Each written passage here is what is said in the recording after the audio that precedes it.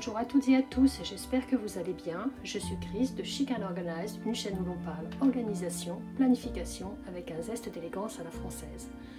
Aujourd'hui, je vous invite à découvrir mon futur planeur de gestion pour ma boutique. Ce planeur est un Webster Pages que j'ai acheté à mon amie Emeline. D'ailleurs Emeline, si tu passes par là, tu verras à quoi ressemble ton planeur désormais.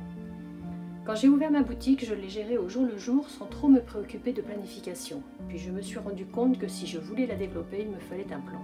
J'ai regardé différentes vidéos d'entrepreneuses sur le web et je me suis inspirée de ce que j'ai vu pour créer les inserts qui me conviennent à mon mode de fonctionnement.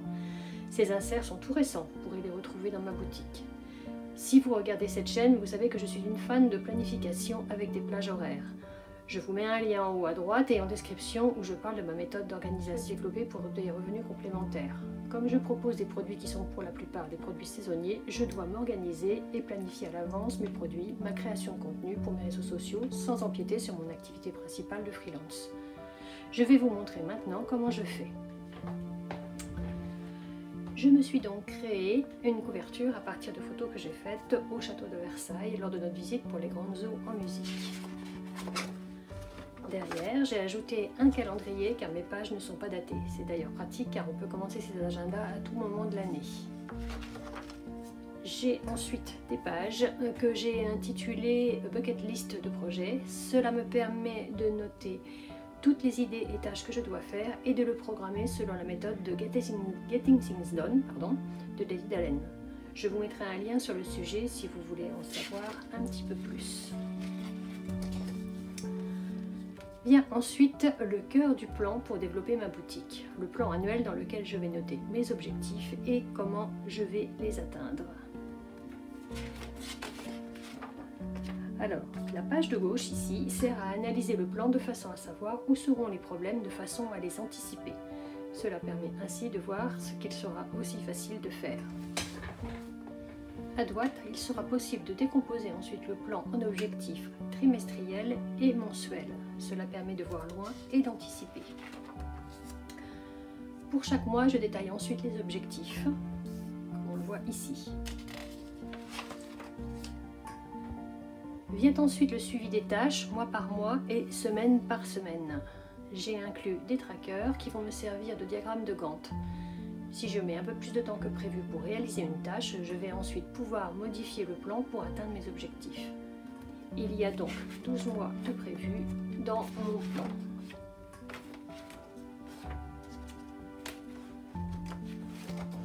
Nous arrivons à la fin.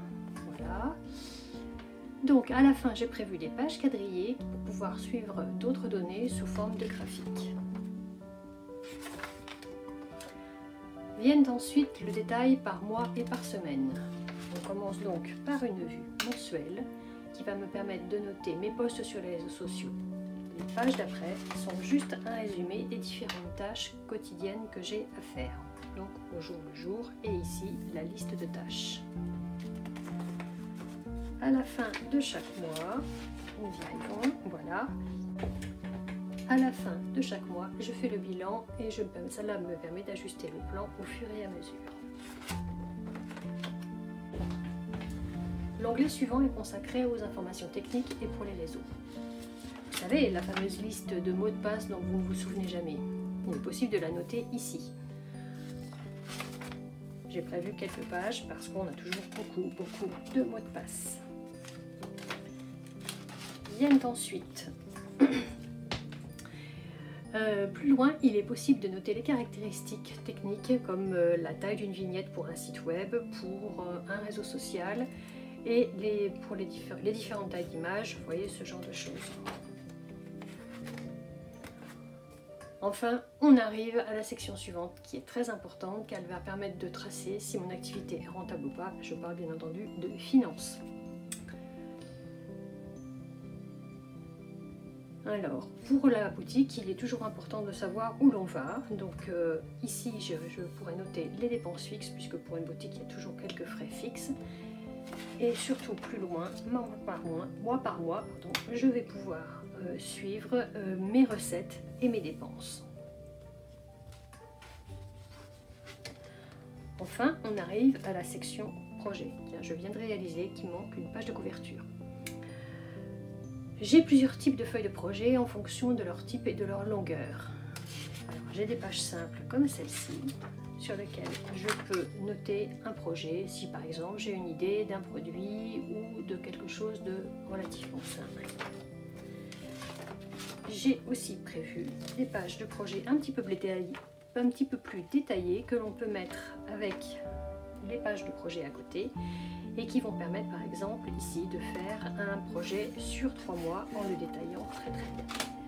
Derrière, nous avons des suivis, je ne sais pas si vous voyez bien, un suivi avec les différentes étapes que l'on peut suivre mois par mois. Ici, il y a 3 mois. Ici, j'ai un autre diagramme qui va me permettre de suivre un grand projet à l'année. Vous voyez ici, j'ai 12 mois. J'ai aussi un diagramme de Gantt beaucoup plus petit pour un projet qui peut durer 1 mois. Voilà. À la fin, j'ai rajouté un carnet que j'ai trouvé chez Nose et qui va très bien avec l'agenda. Cela me permet de prendre quelques notes à la volée. Voilà donc comment je compte m'organiser pour le développement de ma boutique. Alors, j'espère que cette vidéo vous a plu. N'hésitez pas à mettre un pouce bleu, à vous abonner à la chaîne et à cliquer sur la cloche de façon à être prévenu dès qu'une nouvelle vidéo sortira. Prenez bien soin de vous et à bientôt.